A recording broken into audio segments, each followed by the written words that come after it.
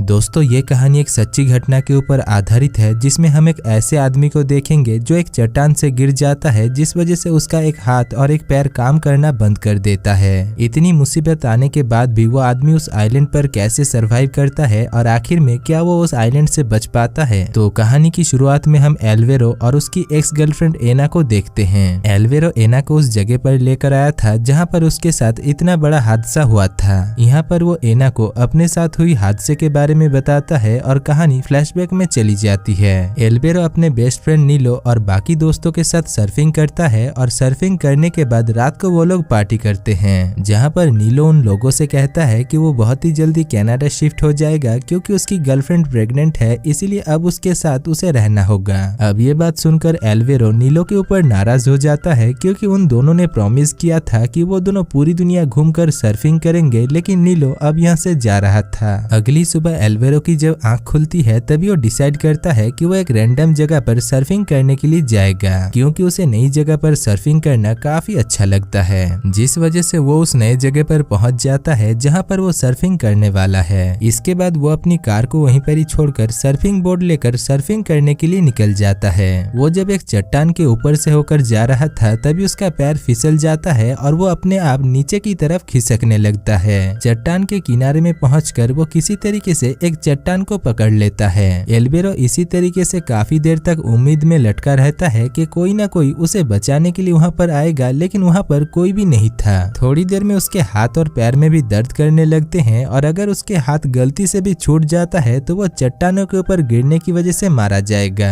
एल्वेरो ये बात जानता था, लेकिन फिर भी वो लहरों का चट्टानों के साथ टकराने की समय याद रखता है और दोबारा जब लहर चट्टान के साथ टकराने के लिए आती है तभी वो कूद जाता है। कूदने की वजह से उसका एक पैर और एक हाथ काफी बुरी तरीके से घायल हो जाता है, लेकिन खुशी की बात तो ये थी कि एल्वेरो जिंदा बच गया था। खैर अब वो उठकर चलने की कोशिश करता है, लेकिन चोट लगने की वजह से उसका पैर काम करना बंद कर दिया था, इसीलिए वो नीचे गिरकर बेहोश हो जाता है। जब वो होश में आता है तो वो अपनी चोटों को चेक करता है कि कहाँ पर उसे चोट लगी है। इसी दौरान वो अपने हाथ और पैर के उंगलियों को हिलाने की कोशिश करता है, लेकिन उसका पैर सही से काम नहीं कर रहा था। एल्वेरो अपने मोबाइल को चेक करता है ताकि वो उसकी मदद से किसी को कॉल करके यहाँ पर मदद के लिए बुला सके, लेकिन उसकी मोबाइल में पानी जाने की वजह से मोबाइल खराब हो चुका था। अब एल्वेरो मदद के लिए जोर जोर से चिल्लाता है, लेकिन इससे उसे कोई भी फायदा नहीं होता क्योंकि वहाँ पर दूर दूर तक कोई भी नहीं था। वो इसी उम्मीद के साथ वहीं पर ही सो जाता है कि कोई न कोई उसे बचाने के लिए जरूर आएगा, पर लहरों की वजह से उसका मोबाइल भी पानी के अंदर डूब जाता है। थोड़ी देर बाद एल्वेरो सोचता है कि उसे इस समंदर को तैर करके पार करना होगा क्योंकि उसके सामने खड़ी चट्टान थी जिस पर वो नहीं चढ़ सकता था। इसीलिए वो अपने एक हाथ और पैर की मदद से तैरकर समंदर को पार करने की कोशिश करता है क्योंकि उसके दूसरे हाथ और पैर ने काम करना बंद कर दिया था। काफी देर तक तैरने के बाद उसके पेट में दर्द होने लगता है क्योंकि चोट लगने की वजह से उसके पेट में इंटरनल ब्लीडिंग हो रही थी। एल्वेरो अपने हाथ और पैर को हिलाए बिना अपनी पूरी बॉडी को पानी के ऊपर रखने की कोशिश करता है क्योंकि हिलाने पर उसे बहुत दर्द हो रहा था, जिस वजह से वो यहाँ से जिंदा निकलने का आस छोड़ देता है और वो समंदर की गहराइयों में डूबने लगता है। इसके बाद उसे अपनी गर्लफ्रेंड एना की याद आती है, जिसके बाद वो फिर से अपनी पूरी जान लगाकर तैरकर समंदर के ऊपर आता है। अब हम देखते हैं कि इतनी मेहनत के बाद आखिरकार वो दूसरे किनारे तक पहुंच जाता है, लेकिन वो शहर से अभी भी काफी दूर था। पर वो फिर से पानी में नहीं जा सकता है क्योंकि उसकी बॉडी में काफी तेज दर्द हो रहा था और वो अगर फिर से पानी में जाता है तो इंटरनल ब्लीडिंग की वजह से उसकी मौत हो सकती है। अब एल्वेरो को वहां पर फंसे हुए पूरे 24 घंटे बीत जाता है, जिस वजह से वो वहीं पर ही लेट जाता है और जमीन पर एक बड़ा सा SOS का मैसेज भी लिख देता है ताकि अगर कोई उसे ऊपर से देखे तो उन्हें पता चल जाएगा कि यहाँ पर कोई फंसा हुआ है। एल्वेरो इस उम्मीद में वहाँ पर लेटा हुआ था कि काश यहाँ पर कोई उसकी मदद के लिए आएगा, लेकिन किसी को भी ये पता नहीं था कि एल्वेरो यहाँ पर सर्फिंग के लिए आया हुआ है। खैर इसके बाद एल्वेरो की बैग में जो फॉयल पेपर था वो उसे अपने हाथ में लपेट लेता है ताकि उसे कोई भी इन्फेक्शन ना हो। इसी बीच उसे पानी में तैरता हुआ एक पुराना सर्फिंग बोर्ड दिखाई देता है, जिसको लेने के लिए वो बहुत मुश्किल से उसके पास रेंगते हुए जाने लगता है, पर तभी एक लहर उसे बहुत तेजी से एक चट्टान पर लाकर पटक देता है।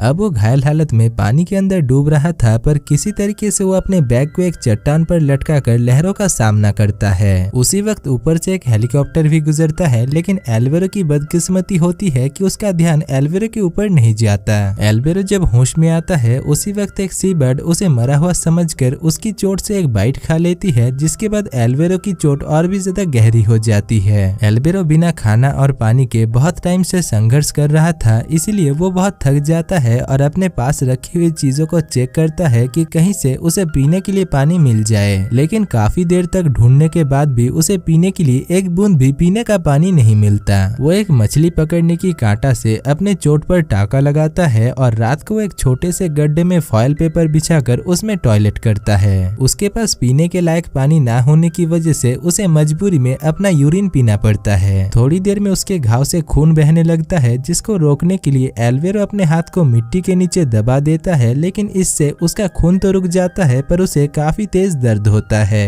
एल्वेरो की किस्मत इतनी खराब थी कि उसकी मुसीबत खत्म होने का नाम ही नहीं ले रही थी, क्योंकि रात को टेम्परेचर गिरने लगता है और काफी ठंड लगने लगता है, जिस वजह से ठंड से बचने के लिए एल्वेरो एक गड्ढे में घुसकर अपने ऊपर पास में ही रखी हुई एक मछली पकड़ने वाली जाली को लपेट लेता है। तभी एल्वेरो को दूर बादल गरजने की आवाजें सुनाई देता है, जिसको सुनकर एल्वेरो काफी खुश हो जाता है, क्योंकि अब उसे आखिरकार अपना यूरिन नहीं पीना पड़ेगा। लेकिन बदकिस्मती से सिर्फ 2-4 बूंदे गिरने के बाद बादल वहां से चला जाता है, जिसको देखकर एल्वेरो निराश और दुखी होकर फिर से वहीं पर ही सो जाता है। अगली सुबह जब वो नींद से उठता है तभी अपने फोन को रिंग होते हुए सुन पाता है। वो हर तरफ अपने फोन को ढूंढ रहा था और आखिर में उसे रेत के नीचे अपने फोन को दबा हुआ मिलता है, जिसको पाकर वो काफी खुश हो जाता है। वो देखता है कि उसके फोन में उसके मॉम और डैड वीडियो कॉल कर रहे थे, इसीलिए वो अपने मॉम और डैड को उसके साथ हुई इस हादसे के बारे में बताता है, लेकिन उसके मॉम और डैड उसे कोई भी जवाब नहीं देते।